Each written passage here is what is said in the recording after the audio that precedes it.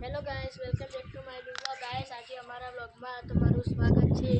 અને તમે ઘરે બેઠા બેઠા તમે ક્રિકેટ નથી રમી કહેતા, તો આ ટીપનો તમે યુઝ કરજો. ગાઈસ, આ ટીપ માટે તમારે એક આવું લાંબુ એક દોરડું જોઈશે, આ ઠેલી જોઈશે, અને આ ઠેલીની અંદર એક સોફ્ટ ટેનિસ કે તમે ગમે તે ટેનિસનો દડો લઈ શકો છો. અને ગાઈસ, તમે કાલે મારી ટીપો વાપરી હશે તો તમારી બોલિંગમાં ખૂબ જ સુધારો થઈ ગયો હશે. આ થેલીમાં હું આ ગાંઠ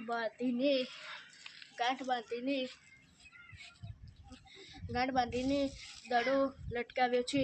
અને હવે હું દડો લટકાવું તમે ગાઈસ, હવે હું દડો લટકાવું છું તો તમે જોજો. ગાઈસ, આમ કરીને દડો લટકાવવાનો છે.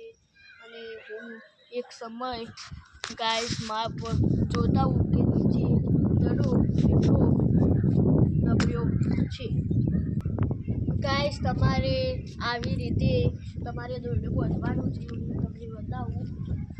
આવી રીતે તમારી ધાબુ કે ઈગલ કે તમારી જોડે વળગણી હોય તો વળગણીએ પણ આ દોરડું તમારે બાંધવું જ જોઈએ. અને આ દોરડાથી તમને કવર ટ્રાય અને બધા શોટની પ્રેક્ટિસ થાય છે ગાઈસ. તો ગાઈસ, હવે હેડો હું તમને નીચે બતાડું કે કેવી રીતે દોરડું બાંધ્યું છે. તો ગાઈસ, હવે આ બેટથી હું શોટ મારીને તમે બતાડીશું. આવું મારા જોડે ટેનિસનું ક્રિકેટ બેટ છે, તમે જોઈ શકો છો. અને ગાઈસ, મારી બધી જ કંપનીની કસ્ટમાઇઝ કીટ છે. તમે કે ક્લબના ગ્લવ્સ છે, એસએસના પેડ છે, એસજીનું બેટ છે. અને ગાઈસ, થાઈ પેડ એચઆરએસનું છે. અને હવે મારી એસએફનું નવું બેટ પણ લાવવાનું છે ગાઈસ. અને બીએસસીનું હેલ્મેટ છે. તો ગાઈસ, હવે હું બતાડું કે શોટ કેવી રીતે મારવાનો. ગાઈસ, હવે તમારે આવી રીતે દડો બાંધ્યો છે અને પોઝિશન લઈને આ જોઈ શકો છો. બેટ ઉપર કેવો દડો આવે છે ગાઈસ, એ પણ તમે જોઈ શકો છો. અને ગાઈસ, તમારે થોડું પ્રોબ્લેમ રહેશે કારણ કે ગાઈસ, હવે આટલો જ બ્લોગ હવે મળ્યો. ગાઈસ, હવે અમે તમને દડો બાંધીને કેવી રીતે શોટ મારવો એ ટીપ અમે તમને શીખવાડી છે. અને ગાઈસ, એના પહેલાં કહી દઉં કે માનવ સુથારનું મસ્ત ડેબ્યુ થયું છે. તેની ડેબ્યુ મેચમાં તેની 6 વિકેટો લઈ લીધી હતી.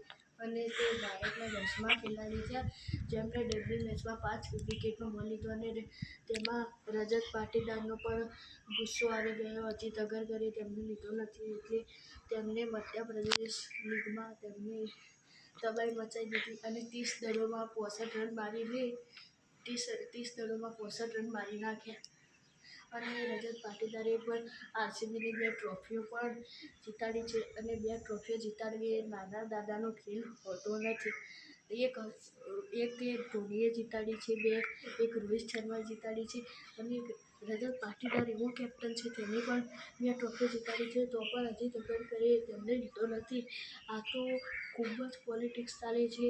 હવે હજી તગરગર નીકળી જાય તો સારું ગાઈસ. તો ગાઈસ, આજે અમે તમને આવી અવનવી ટીપો તમને શીખવાડશો. તો ગાઈસ, અમારી ચેનલના સબસ્ક્રાઈબરો તમને વધારવાના છે. અને લાઈક કરો, શેર કરો અને સબસ્ક્રાઈબ કરો ગાઈસ. અને અમારી ચેનલ આગળ જાય એવું જ. અને અમારી ચેનલમાં 1K સબસ્ક્રાઈબર થશે એટલે આપણે બધા જ પાર્ટી રાખીશું ગાઈસ. વેલકમ.